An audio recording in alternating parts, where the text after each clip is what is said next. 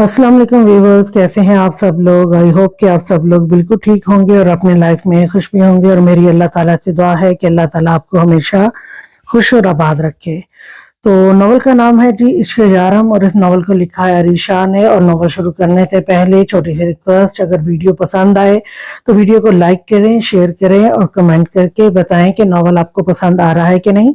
और जो न्यू आने वाली ऑडियंस है उससे रिक्वेस्ट है कि चैनल को सब्सक्राइब किए बगैर बिल्कुल ना जाइएगा। चलिए जी नॉवल का आगाज करते हैं।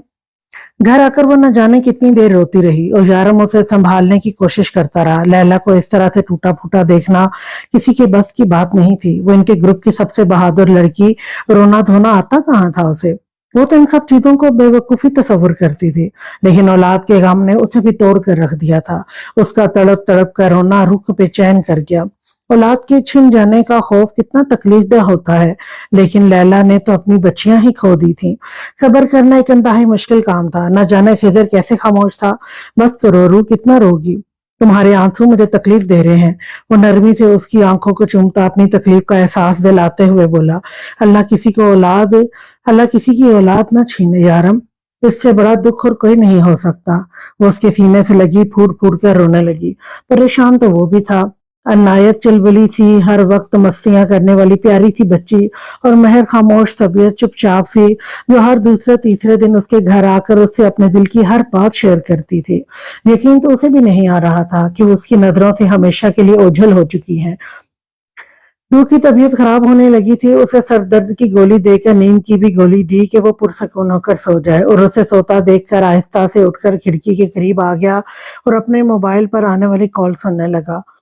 वक्त गुजर रहा था, सब कुछ मामूल के मुताबिक होने लगा। यारम दूसरे दिन जब रोयाम को लेने आया तो लैला को उसके साथ काफी अटैच दिखा। वो बिना रोयाम को लिए वापस आ गया और अब 3 दिन से वो वहीं पर रह रहा था। अपनी माँ को तो बहुत मिस कर ही रहा था, लेकिन लैला की मोहब्बत भी उसे अजीज थी। वो यारम और रूह के अलावा और किसी को ज्यादा तंग नहीं करता था।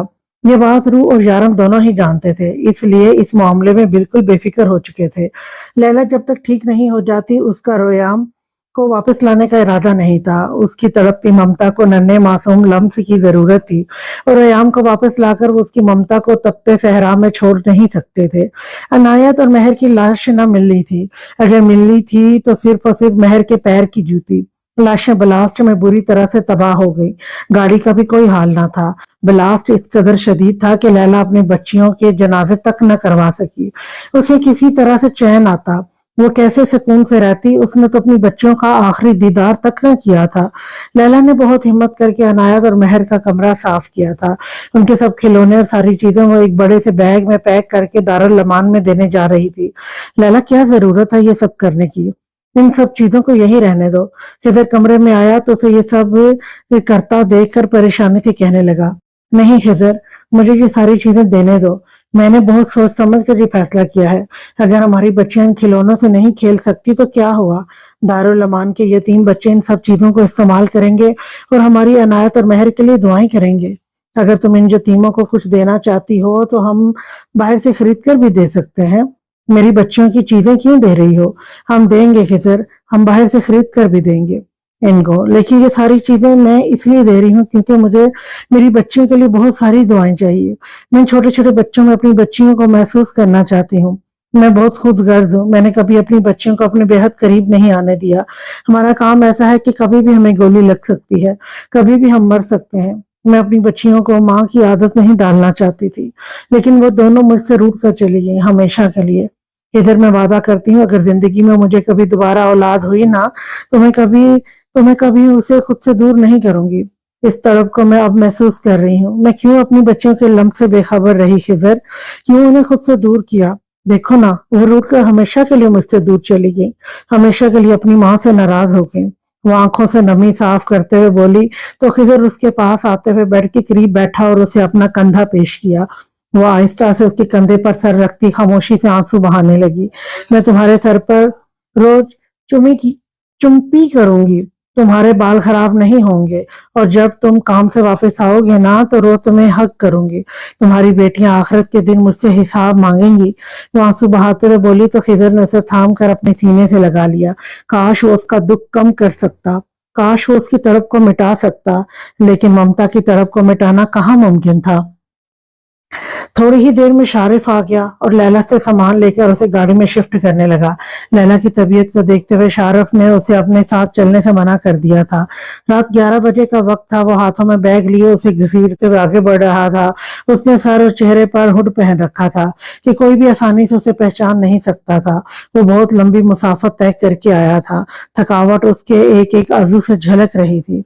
उसने आहिस्ता से दरवाजा खोला तो दोनों मुलाजमा अलर्ट हो गई और दरवाजे की तरफ देखने लगी, लेकिन उसे देखते ही उन्होंने गहरी पुरसकून सांस ली।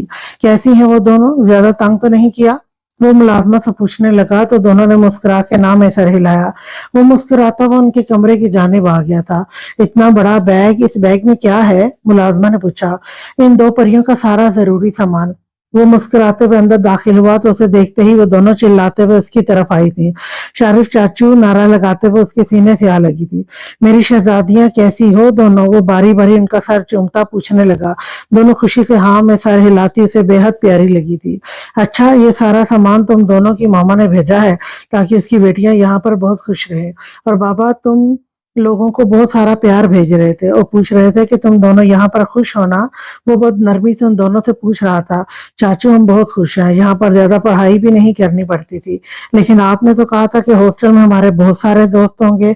लेकिन ये कैसा हॉस्टल है, यहाँ तो हम दोनों के अलावा कोई भी नहीं है। कहाँ है हमारे दोस्त और मामा और बाबा हमसे मिलने कब आएंगे?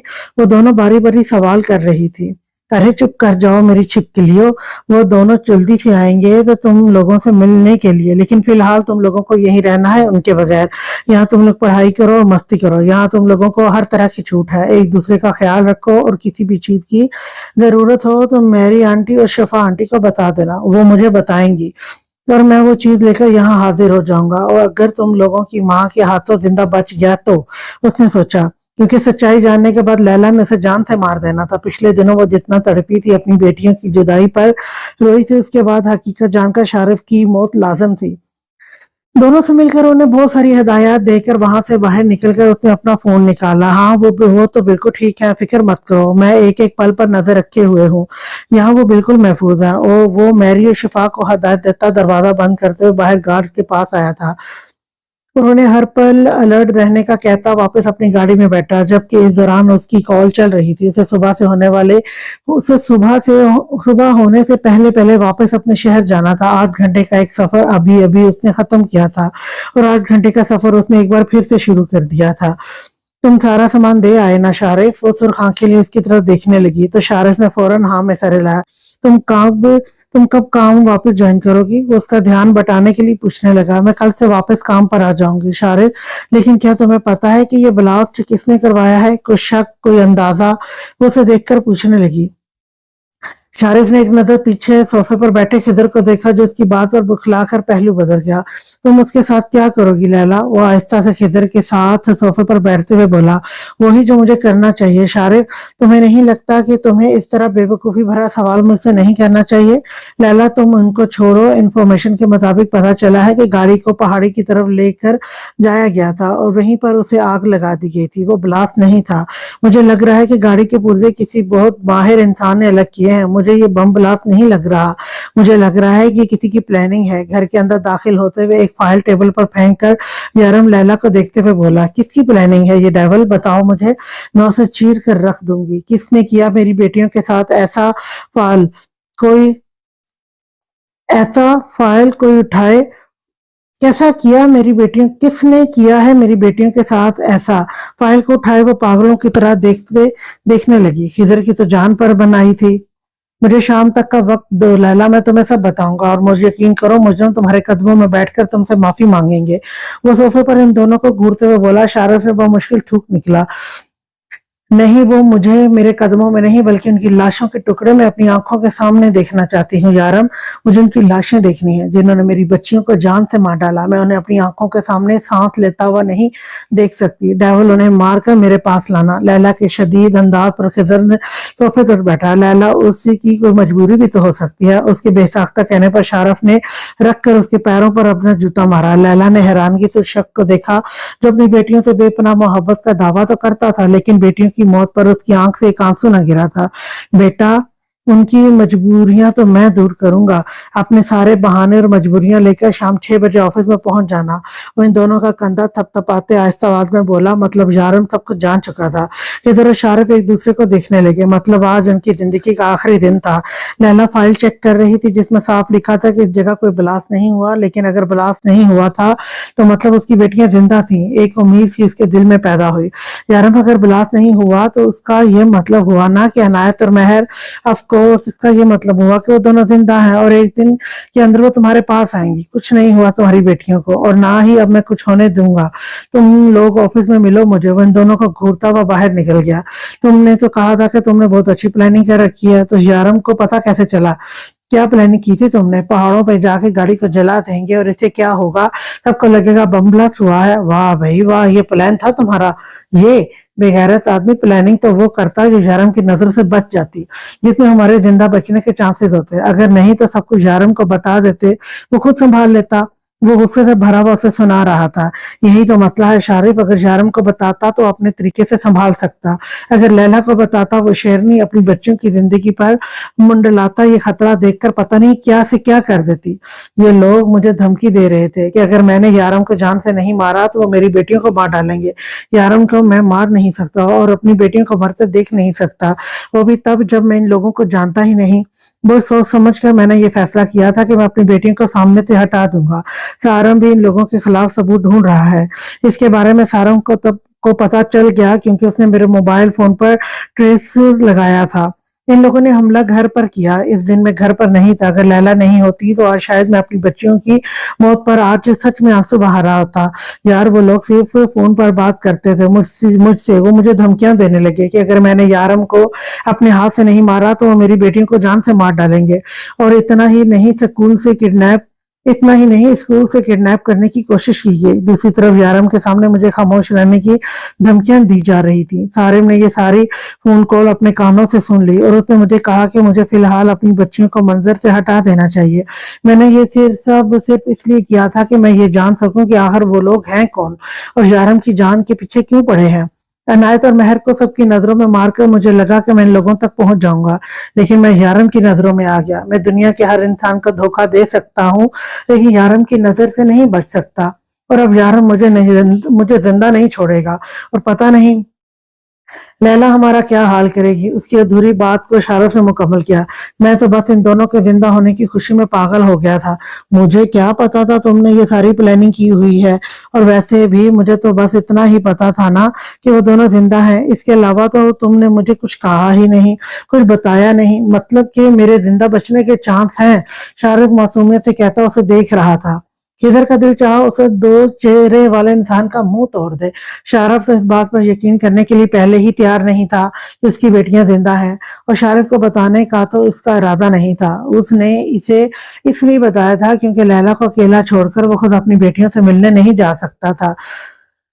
تمہاری کتنی غلطی ہے، یہ تو تمہیں یارم بتائے گا بیٹا۔ اگر میں پھنسا تو زندہ تو تم بھی نہیں بچو گے۔ میرا نام بھی خضر ہے بیٹا۔ میں یارم اور لیلا کو بتاؤں گا کہ اس پوری پلاننگ میں تو شامل تھا۔ تیرے جیسے دوست سے دشمن اچھے ہیں۔ وہ دہائی دیتے ہوئے بولا۔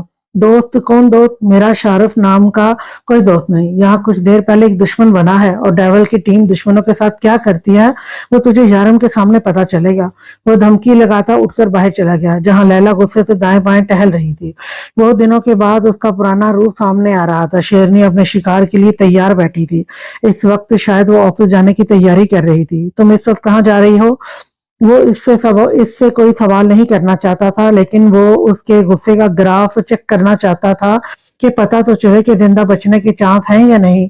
شاید اسے اپنی بیٹیوں کا باپ سمجھ کر زندہ چھوڑ ہی دے۔ خضر یارم نے کہا ہے کہ وہ مجھے سب کچھ بتائے گا، لیکن فی الحال اس نے مجھے کچھ بتایا نہیں، تو سوچا خود ہی آفس جا کے چیک کر آتی ہوں، کیونکہ اس فائل میں تو صرف گاڑی کی تصویریں ہیں، اور ایسا لگ رہا ہے کہ کسی بہت ماہر مکینک نے اس کے پرزے الگ کیے ہیں، لیکن اب میں اس کے پرزے الگ الگ کروں گی، کیونکہ ایک بلاسٹ کے بعد جو حالت گاڑی کی ہونی چاہیے وہ تو اس کی ہرگز نہیں ہے۔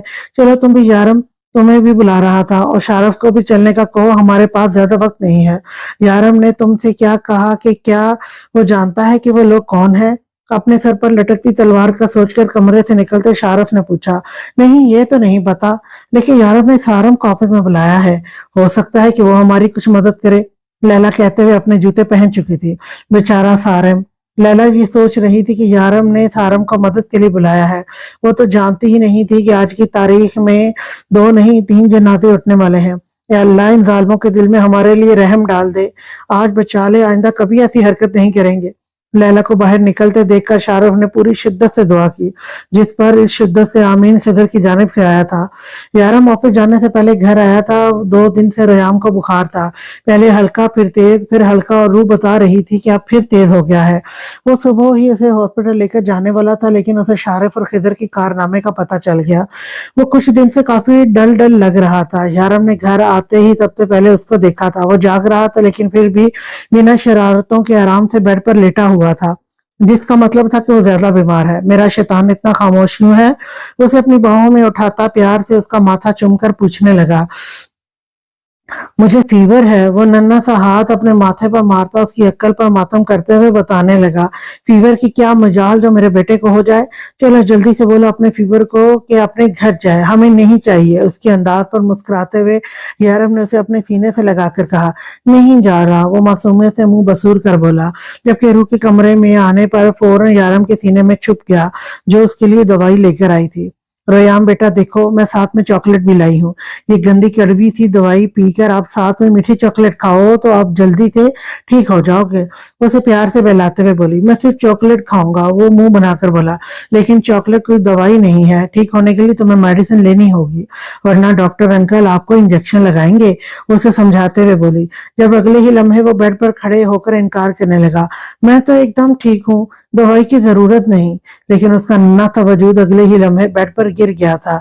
अगर यारम उसे बर वक्त न थामता तो वो यकीनन चक्कर खाकर जमीन पर गिर जाता। रयाम मेरी जान, आप ठीक नहीं है और ये मेडिसिन आपको लेनी होगी, और मुझे जरूरी काम है, वो निपटा कर आऊंगा, फिर हम इसे डॉक्टर के पास लेकर चलेंगे। यारम कहकर उसे जबरदस्ती दवाई खिलाने लगा। रोयाम रोने लगा तो उसे चूम कर रूह की गोद में डालकर उसे समझाते हुए कहने लगा, जबकि रूह उसका रोता हुआ वजूद अपने सीने से लगाकर उसे चुप करवाने की कोशिश करने लगी। जानती थी कि वो इसे दवाई नहीं खिला पाएगी, क्योंकि वो रयाम को इस तरह रोता हुआ नहीं देख सकती थी। लेकिन यारम उसके रोने की फिक्र करते हुए उसकी सेहत पर कभी रिस्क नहीं लेता था, और इस वक्त भी उसने ऐसा ही किया था। रयाम को दवाई खिलाकर वो खिजर और शारिफ का हिसाब करने जा रहा था। अपने जारहाना अंदाज से रयाम को दवाई खिलाना उसे भी अच्छा नहीं लगा था, लेकिन ये उसके लिए जरूरी था। रूह को इसका ख्याल रखने का कहता हुआ अपने ऑफिस चला गया। अब न जाने उसे चुप करवाने में रूह को कितना वक्त लगा था। खिजर साहब, लैला की बच्चियां कहाँ हैं? वो इंतहाई गुस्से से पूछने लगा। यारम यार, क्या हो गया है तुम्हें? मेहर और अनायत मेरी भी बच्चियां हैं, मैं बाप हूँ उनका, उनके साथ कुछ बुरा नहीं होने दूंगा।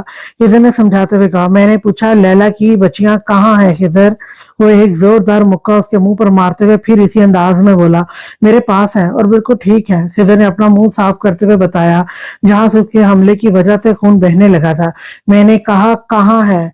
वो एक बार फिर से उसका कॉलर पकड़कर अपने सामने करने लगा। जब वो बोल उठा, तुम्हारे फार्म हाउस पर, मैरी और शिफा के पास। वो फौरन बोला, मतलब कि इस सब में वो दोनों भी शामिल हैं? यारम ने बेयकीनी से कहा। वो उसकी वफादार साथी थी, इनसे यारम को ऐसी उम्मीद नहीं थी। नहीं, वो तो हमारा साथ देने के लिए तैयार ही नहीं थी, लेकिन मैंने उनकी मिन्नतें की और कहा कि यारम को सब कुछ पता है, तब जाकर उन्होंने हमारी मदद की। सारम ने किसी तोते की तरह याद किया हुआ सबक सुनाया। आज वो भी इस लिस्ट में था जिसमें खिजर और शारिफ थे, और आज उसकी वर्दी भी किसी काम की नहीं थी।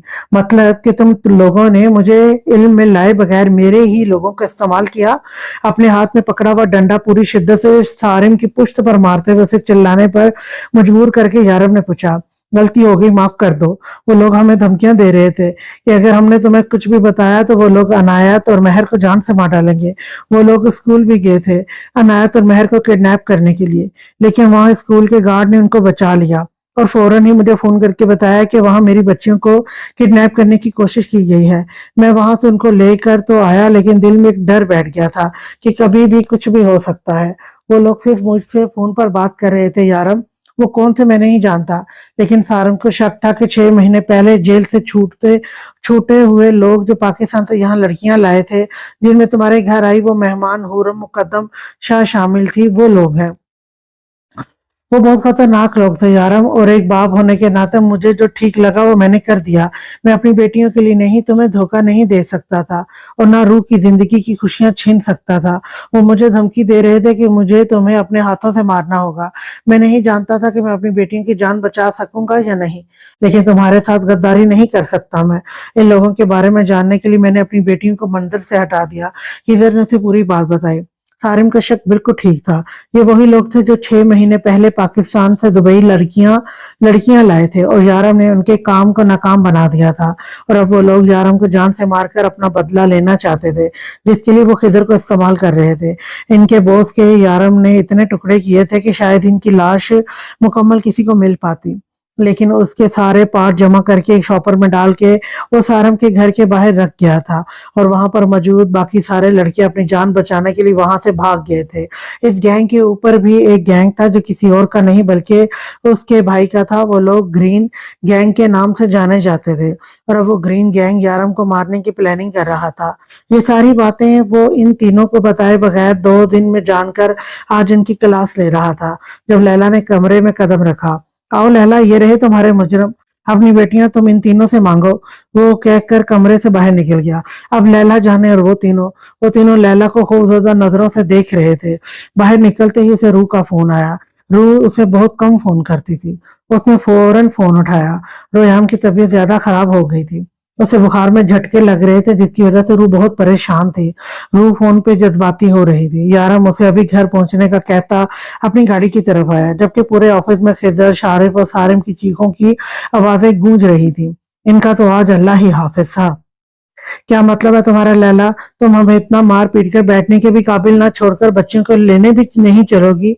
शारिफ जो कुर्सी पर बैठने की कोशिश कर रहा था चीख कर उठा, और फिर उसकी बात का जवाब देते हुए पूछने लगा, मैं तुम लोगों के साथ नहीं जाऊंगी, और ना ही तुम लोग कहीं जा सकते हो। यारम के ऑर्डर मिलने से पहले, और मेरी वहां ना जाने की वजह यह है कि यारम ने मुझे मना किया है। उसने कहा है कि तुम लोगों ने बेवकूफी का काम करने के बावजूद भी इन लोगों दोनों को एक जगह सेफ जगह पहुंचाकर अच्छा काम किया है। इसलिए फिलहाल इन दोनों को वहीं पर रहने दो जहां वो दोनों सेफ हैं, और बाकी जो तुमने हमसे ये बात छुपाई है इसकी सजा मैंने तुम लोगों को दी है।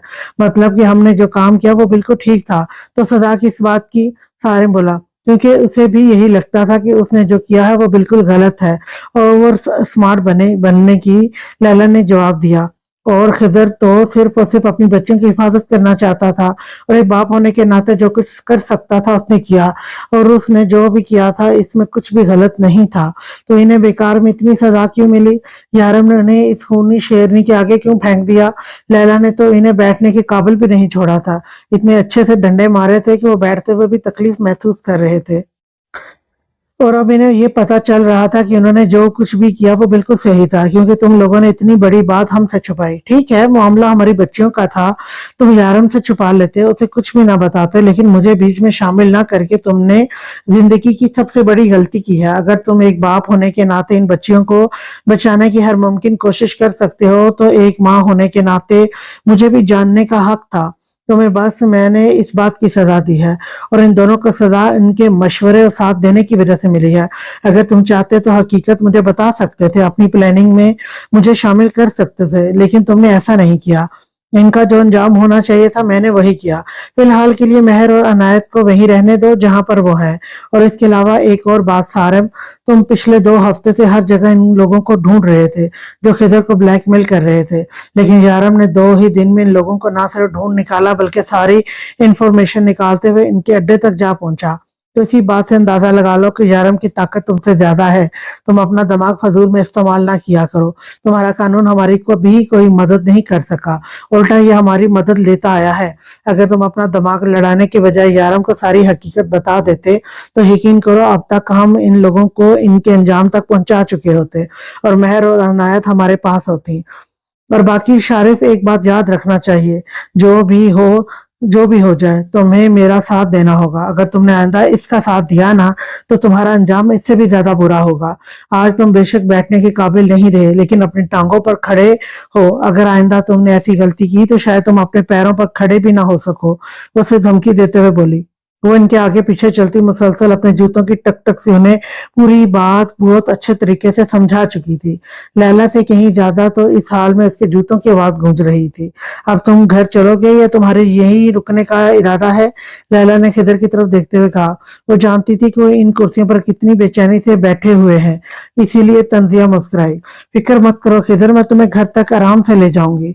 अगर तुम मेरे बच्चों के बाप हो, इतना तो कर ही सकती हूँ मैं तुम्हारे लिए। और हाँ शारिफ, मासूमा यहीं बाहर है, वो तुम्हें घर ले जाएगी। और मिस्टर इंस्पेक्टर साहब, ग्रेट बेवकूफ सारिम, तुम अपनी बीवी को बुला लो या अपने किसी ऑफिसर को ही बुलाकर चले जाओ, क्योंकि तुम गाड़ी में बैठकर नहीं बल्कि बैक सीट पर लेट कर जाओगे। मैं दुआ करूंगी कि तुम लोगों की रात अच्छी गुजरे। उसने एक नजर साइड पर पड़े लकड़ियों के ढेर पर डाली थी। शहतूत के दरख्त की बनी स्टिक तकरीबन एक दर्जन तो होंगी, जिसको लैला ने बहुत सहूलत से इस्तेमाल किया था। खिजर ने उड़ते हुए लैला के कंधों का सहारा लिया, क्योंकि उससे चला तक नहीं जा रहा था। लैला को हंसी तो बहुत आई, लेकिन अब उसे उस पर तरस आया। वो जानती थी कि खिदर ने जो भी किया है अपनी बच्चियों की जिंदगी बचाने के लिए किया है, लेकिन उसे उससे छुपाने का कोई हक नहीं था। अगर वो बाप था अपने बच्चों का अपने बच्चों का भला सोच रहा था, तो वो भी माँ थी जिसका पूरा हक है। उसकी बेटियों की जिंदगी खतरे में है। खिजर को यारम को लेकर धमकियां दी जा रही थी। खिजर ने इससे इतनी बड़ी बात छुपाई, लेकिन शारिफ और सारिम सारी बात जानते थे। मतलब कि वो खिदर के लिए इससे ज्यादा काबिल यकीन थे। इस बात के लिए खिदर को सजा तो मिलना बनती ही थी, जो लैला ने देकर अपना फर्ज पूरा किया था। डॉक्टर हसन रोयाम का मुकम्मल चेकअप करने के बाद रिपोर्ट चेक करने चला गया, लेकिन जाने से पहले उसने रोयाम को इंजेक्शन देने का ऑर्डर नर्स को दिया। आप प्लीज मेरे बेटे के सामने इंजेक्शन तैयार ना करें, वो इंजेक्शन से डरता है। रू ने फिक्रमंदी से बताया तो नर्स मुस्कुराई। ओके मैम, मैं दूसरी तरफ जाकर करती हूँ। प्यारे बेबी को डर लगता है, वो रोयाम से बहुत प्यार से बोली थी। रू तो इस नर्स का अंदाज बिल्कुल अच्छा न लगा। कभी वो यारम को घूर कर कर देखती तो कभी मुस्कुरा मुस्कुरा कर यारम के पास जाने की कोशिश करती, और अब वो रोयाम के पीछे पड़ गई थी। ठरकी नर्स कहीं की, रू बुड़बुड़ाई, और उसी की ये बड़बड़ाहट यारम ने बहुत गौर से सुनी थी। ठरकी वो बेचारी नहीं बल्कि तुम्हारा बेटा है, देख नहीं रही कब से उसे घूर कर लाइन दे रहा है। यारम ने फौरन उसकी बात का जवाब दिया। खबरदार, जो मेरे बेटे के खिलाफ एक लफ्ज भी कहा। वो आपको घूर कर देख रही थी। रू ने उसे बताया तो वो मुस्कुराया। क्या बात कर रही हो? मतलब तुम्हारे बेटे के होने के बावजूद कोई मुझे देख रहा था? लगता है नर्स की नजर खराब है। रू यारम से कहती थी कि इसका बेटा यारम से ज्यादा प्यारा है, तो लगे हाथ यारम ने इस बात का भी बदला ले लिया। मुझे भी ऐसा ही लगता है, वरना आप में देखने लायक है ही क्या? रू कहाँ पीछे हटने वाली थी।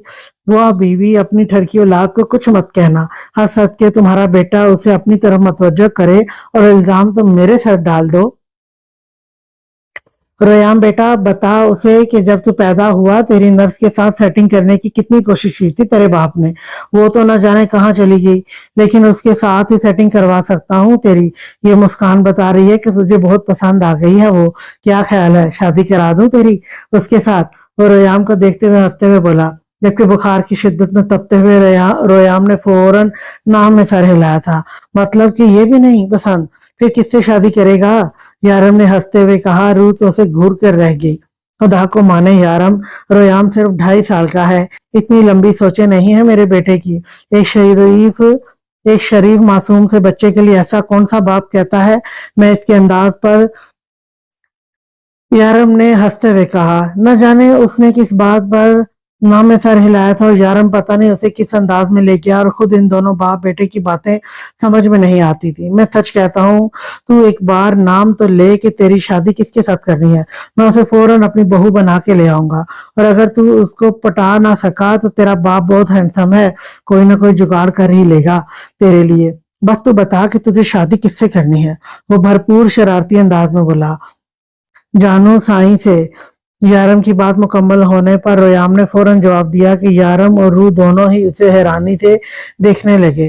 रोयाम की याददाश्त बहुत तेज थी। ये 2 माह पहले की बात है जब हूरम मुकद्दम शाह इनके घर में आकर रुकी, और रोयाम तो इस पर पूरी तरह से फिदा हो गया था। इसे रोयाम का पहला क्रश कहा जाए तो ये गलत नहीं था, जो खुद रोयाम पर पूरी तरह से फिदा हो गई थी। अगर वो शादीशुदा ना होती तो रोयाम कभी उसे जाने ना देता। अगर उसका टांका दाइम शाह के साथ फिट ना होता तो पक्का मैं तेरी शादी इसके साथ करवा देता। यारम के अंदाज पर रूह ने उसे घूर कर देखा। वो 2.5 साल का है, ऐसी सोचें नहीं है मेरे मासूम शरीफ से बच्चे की। रूह ने उसकी सफाई पेश करते हुए कहा, रूह बेबी, तुम्हारा बेटा कितनी पहुंची हुई चीज है तुम्हें बिल्कुल अंदाजा नहीं है। तुमने देखा नहीं कि इस नर्स को कैसे देख रहा था और बार बार मुस्कुरा मुस्कुरा कर डिम्पल शो करता था। उसका इरादा उसे जाने देने का नहीं था। वो तो बेचारी शादीशुदा निकली, इसका शोर उसे लेने आ गया, वरना आज वो हमारी बहू होती। यारम अभी भी हंसते हुए रूह को छेड़ने लगा जब नर्स कमरे में दाखिल हुई। आई एम सॉरी, मैं जरा लेट हो गई, मुझे डॉक्टर ने बुलाया था। आपके बेटे की रिपोर्ट्स आ चुकी हैं, लेकिन डॉक्टर का कहना है कि वो तफसील से चेक करना चाहते हैं, इसलिए आप लोगों को रिपोर्ट कल ही मिलेंगी। तो तब तक क्यों ना हम रोयाम को इंजेक्शन लगा लें। मुस्कुराते हुए रोयाम के सामने आकर बैठी थी तो रोयाम ने मुस्कुराकर डिम्पल की नुमाइश की। माशाल्लाह, बहुत प्यारा बच्चा है आपका। वो रोयाम की तारीफ करते हुए इंजेक्शन लगाने लगी। यारम ने बहुत नरमी से रोयाम के दोनों बाजू थाम लिए ताकि वो हिले नहीं, जिस पर रोयाम ने घूर कर अपने बाप को देखा। शायद वो समझ गया था कि उसे अस्पताल क्यों लाया गया है। प्लीज बेबी, रोना नहीं, बिल्कुल दर्द नहीं होगा, मैं बिल्कुल दर्द नहीं नहीं लगाती आपको, वो कहते हुए नरमी से इंजेक्शन लगाने लगी। और रूह तो कब से आंखें बंद किए रोयाम के रोने की आवाज का इंतजार कर रही थी। इंजेक्शन लगने के बाद भी उसकी आवाज ना आई, बल्कि वो तो अपने बाप का कहा सच करते हुए मोहब्बत भरी नजरों से नर्स को देख रहा था, जैसे सचमुच में उससे प्यार हो गया हो। देखा, बिल्कुल दर्द नहीं लगाया ना मैंने, वो बहुत प्यार से उसका गाल चूमते हुए बोली। तो रोयाम ने शर्माते रूह के सीने में अपना मुंह छुपा लिया, मतलब कि उसका बेटा शर्मा रहा था, वो भी इस लड़की से, मतलब कि वो सच में ठरकी था। यारम की बात सच्ची थी। उसके अंदाज पर यारम ने अपनी मुस्कुराहट बहुत मुश्किल से रोकी। यारम रूह को यही रुकने का कहता खुद गाड़ी निकालने चला गया, क्योंकि बाहर बहुत रश था। अस्पताल की वजह से यहाँ पर बहुत ज्यादा भीड़ हो जाती थी। रेहम का बुखार अभी तक उतरा नहीं था, इसलिए वो नहीं चाहता था कि वो रश में जाकर अपनी तबीयत मजीद खराब करे। रूह डॉक्टर के केबिन के बाहर लगे डेस्क पर बैठकर यारम की कॉल का इंतजार करने लगी। पता नहीं उसे आने में कितना वक्त लगना था। जब उसे यारम की तो नहीं, लेकिन लैला की कॉल आ गई। वो सुबह से परेशान थी और बार बार फोन करके रोयाम की तबीयत का पूछ रही थी। उसे फोन उठाते हुए उसे रोयाम के बारे में बताया, जबकि रोयाम उसके साथ बड़े आराम से टांगे लटकाए उसी डेस्क पर बैठा सामने बैठी लड़की को देख रहा था, जो ना सिर्फ बहुत खूबसूरत थी बल्कि बार बार उसे देखकर मुस्कुराती, जिसके बदले में रोयाम भी मुस्कुराता। अपने बेटे को मुस्कुराता देखकर रूह का ध्यान सामने वाली कुर्सी पर गया, जहां एक बहुत ही प्यारी लड़की बैठी हुई थी। उसकी ड्रेसिंग से लग रहा था कि वो मुसलमान है। आप पाकिस्तान से हैं? उस लड़की ने बहुत नरमी से सवाल किया। रूह ने हैरानगी से उसे देखा, जो ना सिर्फ दिखने में मुसलमान थी बल्कि उर्दू में बात कर रही थी। रूह ने हाँ में सर हिलाया तो वो लड़की मुस्कुराकर रोयाम की जानिब मतवज्जो हुई। बहुत प्यारा बच्चा है आपका, माशाल्लाह, वो रोयाम को देखते हुए बहुत मोहब्बत से बोली, जिस पर रोयाम ने भी उसके लिए मुस्कुराहट पास की थी। जब अचानक ही साइड वाला केबिन का दरवाजा खुला और वहां से निकलने वाले शख्स को देखकर रूह ने नफरत से चेहरा फेर लिया। डॉक्टर ने कहा है कि अगर दवाई टाइम पर लेती हो ठीक हो जाओगी। अपना बिल्कुल ख्याल नहीं रखती ना तुम, सारे तरीके आते हैं तुम्हें मुझे सताने के। वो शिकवा करता उसके उठने का इंतजार कर रहा था जब ध्यान पास बैठी रूह पर पड़ा। दरक ने बस एक नजर से देखा और फिर चेहरा फेर गया। सर, आपकी वाइफ की रिपोर्ट से नर्स ने कमरे से निकलते हुए रिपोर्ट उसके हाथ में दे दी तो रूह ने हैरानगी से देखा। वो उसकी बीवी थी। उसे याद था उसकी एक गर्लफ्रेंड तो खुशी थी, तो क्या उसको छोड़कर उसने इस लड़की से शादी कर ली? कितना आसान था उनके लिए रिश्ता खत्म कर देना। कितना प्यार करती थी वो उससे, इससे शादी की ख्वाहिशमंद थी, और ये शख्स कितनी आसानी से किसी और के साथ अपनी जिंदगी गुजार रहा था। रूह न जाने क्या क्या सोच रही थी जब उसका फोन बजा। यारम की कॉल आ रही थी। वो फोन करके उसे बाहर बुला रहा था। उसने आयशा से रोयाम को अपनी बाहों में उठाया और उसे लेकर बाहर की जानिब चल दी, जबकि रोयाम पीछे खड़ी इस प्यारी सी लड़की को बाय बाय कर रहा था। उसके अंदाज पर वो लड़की मुस्कुराई और नरमी से हाथ हिलाकर उसे बाय किया, जबकि पास खड़ा शख्स बहुत मोहब्बत से उसकी यह हरकत देख रहा था। उसके चेहरे पर बहुत प्यारी मुस्कुराहट थी, जो उसके नाम से कभी भी उसके चेहरे पर नहीं आई थी। वो बाहर आकर इसी जगह रुकी जहां यारम ने आते हुए उसे उतारा था। जब पीछे से किसी ने उसे पुकारा, रूह, ये तुम हो? मुझे यकीन नहीं आ रहा, कितने सालों के बाद मिल रही हो तुम मुझसे। मुझे लगा था कि मैं कभी तुम्हें दोबारा नहीं देख पाऊंगी। खुशी खुशी तो चहकते हुए उसके गले से आ लगी। रयाम को इस लड़की की यह हालत बिल्कुल अच्छी नहीं लगी थी। इसको बिल्कुल पसंद नहीं था कि कोई इसकी माँ से बेवजह चिपके। उसे तो अपने बाप का उसके करीब आना पसंद नहीं था। वो उसे पीछे करते हुए नापसंदीदगी से घूर घूर कर देख रहा था। रूह खुशी के अचानक सामने आने पर परेशान हुई थी। कैसी हो तुम खुशी? रूह ने खुशी से पूछा, जबकि खुशी का तो सारा ध्यान उसकी गोद में मौजूद उस बच्चे पर था। ये बच्चा तुम्हारा ही होगा। उसकी आंखें और डिम्पल बिल्कुल तुम्हारे शौहर जैसे हैं। वो एक लम्हे में ही उसे पहचान गई थी। रूह मुस्कुराई। जब वो शख्स उसे दिया आया जो कल तक उस लड़की का ख्वाब था, लेकिन आज वो किसी और के साथ था। क्या वो ये सब कुछ जानती थी? रूह के दिमाग में एक सवाल था। खुशी न जाने अभी क्या क्या कहती है कि पीछे खड़े लड़के ने उसे पुकारा, खुशी यार तुम यहाँ हो, जल्दी चलो, दर्क फिर गुस्सा होगा। वो कहते हुए उसके करीब ही चला गया। रूह को 1 मिनट से भी कम वक्त लगा था उस शख्स को पहचानने में। ये वही शख्स था जिसे आज से 5 साल पहले यारम ने सोनू को खरीदा था। शायद वो शख्स भी उसे पहचान चुका था। तुम वही हो ना जिसके शोहर ने मुझसे एक कुत्ता खरीदा था? तुम्हें शायद याद नहीं होगा, हम एयरपोर्ट पर मिले थे। मेरा नाम राकेश है। तुम्हारे शोहर ने इस कुत्ते की कीमत मुझे 30,000 दरहम दी थी। क्या तुम जानते हो इस बारे में? वो मुस्कुराकर पूछ रहा था। रूह ने सिर्फ हाँ में सर हिलाया, जबकि खुशी भी इन दोनों की तरफ मुतवज्जो थी।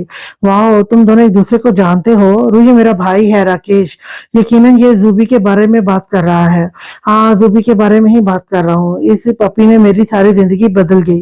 तुम्हारे शोहर ने जो पैसे मुझे दिए थे, इससे मेरी लाइफ बन गई। वो कुत्ता दर्द का था और इसी ने मुझसे कहा था कि इस कुत्ते को बेचने के लिए, क्योंकि वो जानता था कि तुम्हारा शोहर तुमसे कितनी मोहब्बत करता है और तुम्हारे लिए क्या कर सकता है। इसीलिए उसने मुझसे कहा था कि जितनी कीमत मैं इस कुत्ते की लगा सकता हूँ उतनी लगाऊं। तुम्हारे शोहर ने मुझे 25,000 दरहम की ऑफर की, लेकिन मैंने होशियारी दिखाकर 30,000 बोला। लेकिन उसने इनकार नहीं किया। वो सच में तुम्हें बेपनाह चाहता है। तुम जानती, इस कुत्ते के असल मालिक ने मुझसे इस रकम का एक पैसा भी नहीं लिया था और इन पैसों से मेरी जिंदगी बन गई। सच कहूं, न जाने राकेश अभी क्या क्या कहने वाला था जब खुशी ने अपनी हाई हील उसके पैर पर दे मारी। वो उसे देखकर रह गया, लेकिन खामोश हो गया था और रूह ने उसकी खामोशी को नोट किया। लेकिन तब तक यारम आ चुका था। वो हैरत में डूबी इन दोनों को गुड बाय कह दिया और आकर गाड़ी में यारम के पास बैठ गई थी। उसे समझ नहीं आ रहा था भला दर्क उसे इस तरह से अपना कुत्ता क्यों नहीं देगा। शायद यही वजह थी कि वो कुत्ता इससे इतना ज्यादा अटैच था। उसने गाड़ी में बैठते ही ये सारी बातें यारम को बता दी थी, लेकिन यारम ने कहा कि फिलहाल रोयाम पर गौर करो, इससे तुम्हारी ज्यादा जरूरत है। यारम, मुझे समझ नहीं आ रहा कि उस शख्स ने अपना पालतू जानवर मुझे क्यों दिया। अगर सोनू उसका था तो मुझे देने की क्या वजह हो सकती है। और वो ये भी जानना चाहता था कि आप मुझसे कितना प्यार करते हैं और इस आदमी को क्यों बोला था सोनू को हमें बेचने के लिए। आखिर ताल्लुक क्या है इसका हमसे? वो पहले भी वो हमारी पर्सनल लाइफ में घुसने की कोशिश कर रहा था। स्विट्जरलैंड में भी वो हमारे पीछे पीछे रहा और अब फिर से। मुझे समझ नहीं आता कि वो आदमी आखिर हमसे चाहता क्या है। क्यों हर वक्त हमारे पीछे पीछे पड़ा रहता है। यार, मुझे लगता है वो कुछ गलत कर रहा है। आप प्लीज अपना ख्याल रखिए और उस आदमी से बच के रहें। पता नहीं इस आदमी को हमसे इतना मसला क्यों है, क्यों हर वक्त हमारे पीछे लगा रहता है वो। और आपको पता है, उसने खुशी से नहीं बल्कि किसी और से शादी कर रखी है और वो इधर अपनी बीवी के साथ था। बहुत प्यारी सी लड़की थी। पता नहीं वो कौन थी। मुझे लगा कि खुशी को इस बारे में कुछ भी पता नहीं होगा, लेकिन यहाँ अस्पताल के बाहर मुझे खुशी उसका भाई नजर आया जिसने आपको सोनू दिया था। वही खुशी का भाई है। वो जब से गाड़ी में आकर बैठी थी मुसलसल बोले जा रही थी, जबकि यारम उसे सुनता हुआ कुछ सोच रहा था। जबकि रोयाम की कोशिश रूह की गोद से निकलकर यारम की गोद में जाने की थी, क्योंकि अब उसे गाड़ी चलाने का शौक चढ़ गया था। उसके बार बार अपने पास आने की कोशिश पर यारम ने मुस्कुराकर उसे रूह की गोद से उठाकर अपनी गोद में रख लिया। रूह, बेकार की बातों पर ध्यान मत दो। इधर देखो मेरा बेटा किस तरह से गाड़ी चला रहा है। उसके दोनों हाथ स्टीयरिंग पर रखते हुए उसके हाथों पर अपने हाथों में रख कर इसी अंदाज में बोला कि रूह बेख्तियार मुस्कुराई। जी बिल्कुल, और मेरा बेटा इंशाल्लाह आपसे अच्छा ड्राइवर बनेगा, रूह फखर से बोली, जबकि उसके अंदाज पर यारम मुस्कुराया। हाँ भाई, तुम्हारा बेटा तो हर काम में मुझसे आगे है। मैं कहाँ इसका मुकाबला कर सकता हूँ। यारम ने फौरन हार मान ली। अच्छा नहीं यारम, मैं कुछ और बात कर रही हूँ। आप मेरा ध्यान मत हटाएं। जरा सोचें, ये आदमी आखिर हमारे पीछे क्यों पड़ा हुआ है। हम जहाँ जाते हैं वहां पहुंच जाता है। मैंने एक बात बहुत शिद्दत से नोट की है यारम, कि आजकल से नहीं बल्कि बहुत वक्त से हमारे पीछे पड़ा हुआ है। यकीनन तब से जब से सोनू हमें मिला है। उसने अपना पालतू जानवर हमें क्यों बेच दिया? उसने सोनू हमें बेच दिया है। अब सोनू हमारा है। मुमकिन है कि उसके साथ अटैच हो, इसीलिए हमारा पीछा करता हो। पालतू जानवरों के साथ इंसान बहुत प्यार करता है। ज्यादा नहीं सोचना चाहिए। यारम का अंदाज डालने वाला था टालने वाला था, लेकिन यार हम फिर भी हम इस चीज को नजरअंदाज नहीं कर सकते। اس نے پھر سے اسے اس طرح لگانے کی کوشش کی تو یارم نے بات ہی بدل دی۔ مہر اور عنایت زندہ ہیں، خضر نے انہیں چھپا کر رکھا تھا، اسے کوئی دھمکیاں دے رہا تھا۔ اس کے اچانک کہنے پر وہ بے اختیار اسے دیکھنے لگی، اسے اگلی پچھلی ہر بات بھول چکی تھی۔ یارم کیا کہا آپ نے؟ مہر اور عنایت زندہ ہیں؟ یہ کیسے ممکن ہے؟ مطلب وہ تو نہیں رہی تھی، اور لیلا بیچاری اس کی کیا حالت ہو گئی تھی؟ اور ماموں؟ ہاں تمہارے خضر ماموں نے ہی انہیں چھپا کر رکھا تھا، کوئی اسے دھمکیاں دے رہا تھا۔ یہ ساری باتیں مجھ سے شیئر کرنے کی بجائے وہ خود ہی حل کرنے نکل پڑا، جس میں شارف اور سارم بھی اس کا بھرپور ساتھ دے رہے تھے۔ لیکن ایک بات کی گارنٹی ہے، آج کے بعد وہ کبھی بھی اس کا ساتھ نہیں دیں گے، بلکہ بات کرتے ہوئے بھی سوچیں گے، کیونکہ لیلا نے ان کا جو حال کیا ہوگا اس کے بعد شاید ہی وہ بیٹھنے کے قابل نہیں رہا ہو۔